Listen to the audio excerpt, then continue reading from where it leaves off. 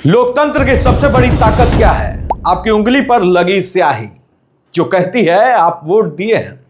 लेकिन अगर वो स्याही लगने से पहले ही आपका नाम मतदाता सूची से गायब कर दिया जाए तो क्या बचेगा इस लोकतंत्र का मतलब?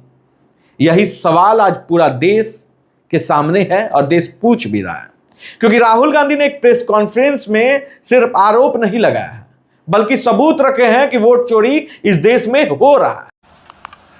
अब मैंने बहुत बड़ी बात बोली। चीफ इलेक्शन कमीशन के बारे में मैंने बोला कि यह व्यक्ति वोट चोरों की रक्षा कर रहा है। जो भी मैं यहां बोल रहा हूं 100% प्रूफ के साथ, सबूत के साथ बोल रहा हूं।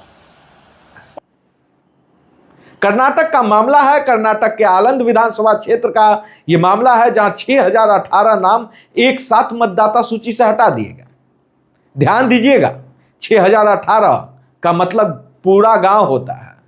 अगर आपकी शादी के लिस्ट से 6018 लोग को हटा दिए जाए तो मुझे लगता है पूरे मोहल्ले का जो है ना, शादी का पूरा पंडाल खाली हो जाएगा।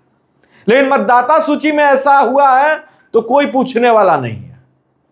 अब सवाल ये उठता है कि कैसे हटाएगा ये नाम। एक व्यक्ति, इसको मैं बता रहा हूं जो राहुल गांधी ने बताया कि एक व्यक्ति सिर्फ 14 मिनट में 12 वोटरों के नाम हटाने का आवेदन करता है। इतना ही नहीं, रात के 4:07 पर सिर्फ 38 सेकेंड में 2 फॉर्म सबमिट भी कर दिए जाते हैं। अब सवाल उठता है, क्या कोई इंसान इतनी तेजी से फॉर्म भर सकता है, या फिर यह काम किसी सॉफ्टवेयर से हुआ है, किसी सिस्टमेटिक प्रोग्राम के तहत हुआ है? इन सारे सवालों का जवाब आपको इसी शो में मिलेगा। तो आंसू की रिपोर्ट को पूरे तरीके से देखें। और एक बात मैं बोलूंगा कि चैनल को लाइक शेयर सब्सक्राइब भी करें, परिवार का सदस्य बने।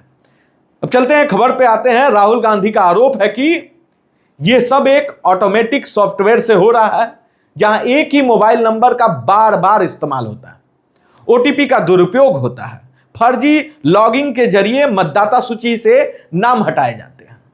और सबसे दिलचस्प बात है, जिन इलाकों में कांग्रेस मजबूत है वहीं नाम ज्यादा गायब हो रहे हैं। अब जरा यहां रुकिए और सोचिए, अगर चुनाव से पहले ही मतदान का गणित बदला जा रहा है तो फिर मतदान के दिन ईवीएम के बटन दबाने का मतलब क्या रह जाएगा? इलेक्शन कमीशन, आपके मन में उठ रहा होगा कि इतना बड़ा कुछ हो गया और इलेक्शन कमीशन क्यों कुछ नहीं बोल रहा है। तो इस पे कांग्रेस का कहना है कि 18 बार चुनाव आयोग को पत्र लिखा जा चुका है।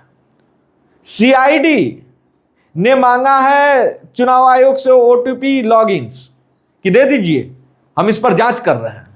आईपी ट्रायल मांग रही है सीआईडी। सीआईडी पूछ रही है कि कौन सा डिवाइस इस्तेमाल हुआ है ये बता दीजिए। लेकिन इतना सब कुछ हो जाने के बाद भी चुनाव आयोग ने क्या किया? अब तक कोई जवाब नहीं दिया, कीप साइलेंट मोड में। तो सवाल यही है, सबसे बड़ा सवाल उठता है, क्यों चुनाव आयोग चुप है? क्या चुनाव आयोग इस पूरे खेल का हिस्सा तो नहीं है? क्योंकि लोकतंत्र में आयोग सिर्फ एक संस्थान नहीं होता, आयोग भरोसा होता है। अगर वही भरोसा टूट जाए तो चुनाव पर यकीन कैसे बचेगा? कौन करेगा इस लोकतांत्रिक प्रक्रिया पर भरोसा? यह सबसे बड़ा सवाल है। राहुल गांधी ने इतने पे राहुल गांधी नहीं रुकते हैं। और राहुल गांधी ने कहा यह तो बस शुरुआत है, अभी हाइड्रोजन बम बाकी है। मतलब आने वाले दिनों में और खुलासे होंगे, और जब खुलासे होंगे तो लोकतंत्र की बुनियाद पर बड़े सवाल भी पूछे जाएंगे। तो दोस्तों, यह सिर्फ कर्नाटक का मामला नहीं है, यह हर उस नागरिक का मामला है जो यह मानता है कि लोकतंत्र उसकी उंगली पर है। लेकिन डर यही है कि लोकतंत्र अब शायद किसी सॉफ्टवेयर के डिलीट बटन पर अटका हुआ है। अब सवाल उठता है, क्या करना चाहिए? कैसे इन डर पे को हम पीछे छोड़कर लोकतंत्र को बचा सकते हैं? तो इसका जवाब है फॉरेंसिक ऑडिट की मांग। जी हां, अब जो मैं बताने वाला हूं इसको बहुत गौर से सुनिएगा, क्योंकि आरोप और प्रत्यारोप लगाना अब लोकतंत्र की मांग नहीं है। अब लोकतंत्र की मांग है कि इन सारे दस्तावेज और जितने भी आरोप लग रहे हैं इनकी फॉरेंसिक ऑडिट होनी चाहिए। अदालत एक स्वतंत्र निर्धारित फोरेंसिक ऑडिट कराए, जिसे साइबर फोरेंसिक, डेटाबेस फोरेंसिक और सिस्टम लॉग एक्सपर्ट इसे जांच करे। यह मांग कांग्रेस कर रही है और यह तथ्य खोजने का सबसे सही तरीका भी है। दूसरा जो तरीका है जिसके तहत हम सच तक पहुंच सकते हैं, सार्वजनिक लॉग रिलीज। चुनाव आयोग को न्यायपालिका या न्यायालय आदेश दे कि OTP log, IP trail, admin action के सैनिटाइज जो स्नैपशॉट है वो सार्वजनिक किया जाए, जहां व्यक्तिगत गोपनीयता ना भंग हो पर सिस्टम टेम्परिंग की जांच संभव हो पाए। ऐसा कुछ बनाना होगा आपको प्रोग्राम, जिसके तहत ये सारी चीजें की जांच हो पाए। तीसरा, सिस्टम एक्सेस रिव्यू होना बहुत जरूरी है। मैं आपको बता दूं किन किन को एडमिन हक मिले हैं, किसने कब अपना एडमिन बदला है, इनकी ऑडिट ट्रायल्स की मांग हो। अगर कोई प्रवेश अनधिकृत पाया गया है तो तुरंत सख्त कार्रवाई की जाए और जवाबदेही तय हो। एक रास्ता और भी है, वो जाता है न्यायपालिका को होकर, यानी कानून की रास्ता। पीआईएल इस पर दाखिल किया जाए ताकि इसकी जांच निष्पक्ष हो पाए और आगे के चुनाव प्रक्रिया के नियम गैप फिक्स किए जाए। हमारे सूत्र बता रहे हैं कि विपक्ष इसी तरह के कदम उठाने के लिए तैयारी भी कर रही है। लेकिन सवाल मीडिया के दायित्व पर भी उठता है। लोकतंत्र का चौथा स्तंभ मीडिया को चाहिए कि केवल आरोपों की रिपोर्टिंग ना करें, बल्कि डेटा जांच, डेटा जर्नलिज्म करें, सैंपल लिस्ट उठाए, पैटर्न खोजे और स्वतंत्र ट्रायल्स से सत्यापन करें। सवाल पूछना, सबूत मांगना, नागरिकों को समझाना, यह पत्रकारिता धर्म है, पर आज की मीडिया कुछ और ही कर रही है। खैर, आयोग इस पर क्या कहेगा ये भी जान ले। ये बहुत जरूरी है कि इतना सब कुछ हो जाने के बाद आयोग क्या कहेगा।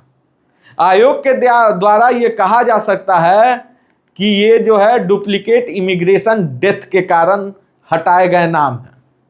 कानूनी प्रक्रिया के तहत ये सारी चीजें हुई। यह भी कहा जा सकता है कि भ्रांतिपूर्ण सैंपल लॉग्स का गलत तरीके से पढ़ा गया है, या यह भी आपत्ति हो सकती है कि जो इन्फॉर्मर कहा जा रहा है उसकी वैधता पर ही सवाल उठ जाए। आयोग कुछ भी कर सकता है। इसीलिए विशेषज्ञ फोरेंसिक और खुला डेटा रिलीज जरूरी है, तभी आरोपों के पक्ष या विरोध का निर्णायक नतीजा निकलेगा। दोस्तों, अगर आपकी गली मोहल्ले के 5-6 लोगों को ये लगे कि किसी ने हमारे वोट का अधिकार छीना है तो यह व्यक्तिगत दुख होगा, पर जब बड़े पैमाने पर सिस्टम में पैटर्न बन जाए और वो पैटर्न उन क्षेत्रों पर केंद्रित हो जहां सत्ता बदलने की संभावनाएं थी, तब यह केवल राजनीतिक झगड़ा नहीं रह जाता, यह संस्थागत भरोसे का प्रश्न भी बन जाता है। हम सबका फर्ज बनता है कि हम शोर नहीं मचाएं, पर सवाल पूछना नहीं छोड़ें। और सवाल वही है, कौन किसके लिए, किस डेटा के सहारे, किस नियम के तहत वोटर लिस्ट में बदलाव कर रहा है। जवाब चाहिए दस्तावेज के साथ, लॉग्स के साथ, और जरूरी हो तो अदालत के सामने। मैं इतना ही कहूंगा, आरोप बड़ी बात है, लेकिन सबूत और जांच उससे भी बड़ी बात है। हम राजनीति रम्य आवाजों से आगे निकलकर तकनीकी और कानूनी प्रश्न रखें, ताकि यह स्पष्ट हो सके कि हमारे वोट की ताकत को कौन और कैसे छीनने की कोशिश कर रहा है, और उससे भी जरूरी कौन उसे रोक रहा है। जानिए, मैं ये इसलिए बोल रहा हूं क्योंकि अब बहुत बड़ी बात हो गई है। अगर कांग्रेस का जो ये आरोप लगाया गया है ये अगर सही है तो वाकई में लोकतंत्र खतरे में। अगर आपको ये वीडियो अच्छा लगा हो तो आप चैनल को सब्सक्राइब करें और आंसू की रिपोर्ट को सपोर्ट करें।